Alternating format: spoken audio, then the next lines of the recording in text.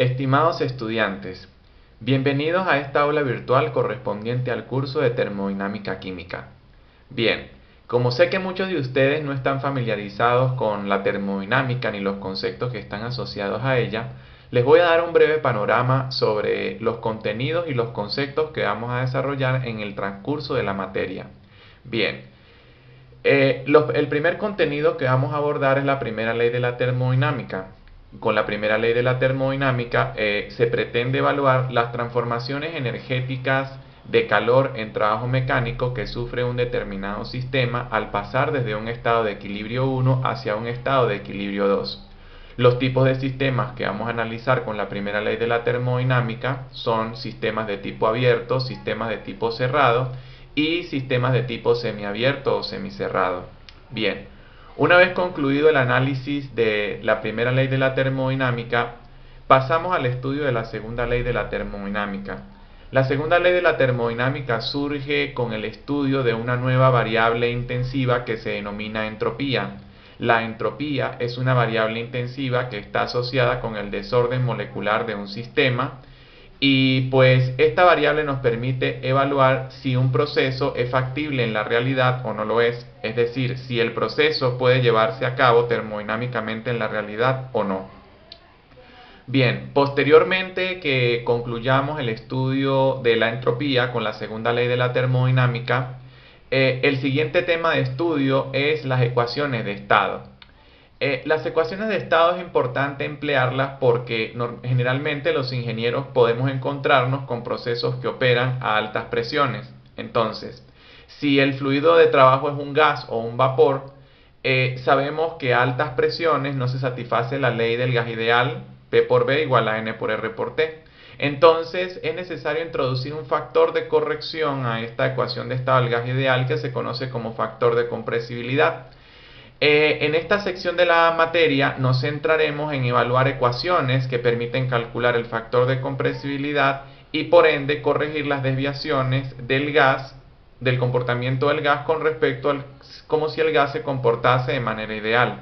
Similarmente, estas desviaciones también afectan a otras variables intensivas como la entalpía, la entropía, la energía interna y con las ecuaciones de estado nos enfocaremos en calcular los factores de corrección que es necesario incluir para tomar en cuenta estas desviaciones por el efecto de la alta presión.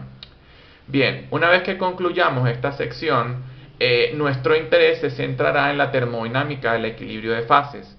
La termodinámica del equilibrio de fases es muy importante para el ingeniero porque con ella nosotros podemos determinar cantidades y composiciones de diversas fases que se encuentran en equilibrio a una determinada presión y a una determinada temperatura.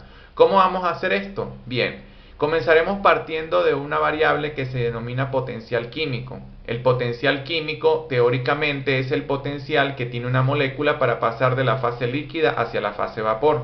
A partir del potencial químico desarrollaremos otra variable que se denomina fugacidad y estableciendo equilibrios de fugacidades es que nosotros vamos a poder desarrollar ecuaciones que nos van a permitir conocer las cantidades y composiciones de diversas fases en equilibrio. En este caso, o mejor dicho, en esta sección de la materia nos centraremos en el equilibrio de una fase líquida con una fase vapor. Es decir, nos va a interesar saber qué cantidad hay de cada fase y qué composición, en el caso de que la fase esté conformada por varios componentes, qué composición de cada componente en la mezcla se encuentra en cada una de las fases. Bien, y finalmente el último tema que nos va a interesar en la materia es el equilibrio en las reacciones químicas. Bien, ¿en qué nos vamos a centrar aquí? Sucede que todas las reacciones de la naturaleza son reacciones de tipo reversible, es decir, si usted tiene A más B que le va a dar C más D, la reacción puede proceder bien desde los reactantes que vienen siendo A y B hacia los productos C y D o si las condiciones de equilibrio son alteradas, la reacción puede ocurrir de manera reversa, es decir, se parte de los productos C y D para dar los reactivos a B.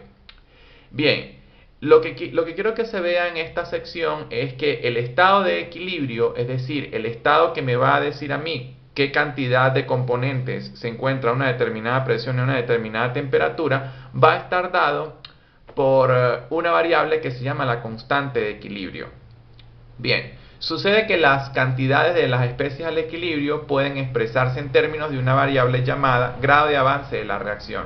Es decir, con el grado de avance de la reacción y las constantes de equilibrio, yo puedo saber para un sistema en el cual participan reacciones químicas, puedo saber qué cantidad hay de cada uno de los componentes en la mezcla a una determinada presión y a una determinada temperatura. Para ello se emplean otras variables como el calor de formación, la energía libre de Gibbs de formación, calores de reacción, energías libres de Gibbs de reacción, y mediante arreglos matemáticos y ecuaciones algebraicas se pueden desarrollar expresiones que permiten calcular la constante de equilibrio y las cantidades y composiciones de cada uno de los reactantes a una cierta determinada presión y temperatura. Y con esto concluiríamos el curso. Bien, pues no me queda nada más que invitarlos a participar en las actividades del curso y a abordar tanto contenido como se pueda de esta interesante materia. Espero que les sea de su agrado, muchachos. Mucho éxito a todos y por mi parte estoy a la orden para cualquier duda o consulta que necesiten. Saludos a todos.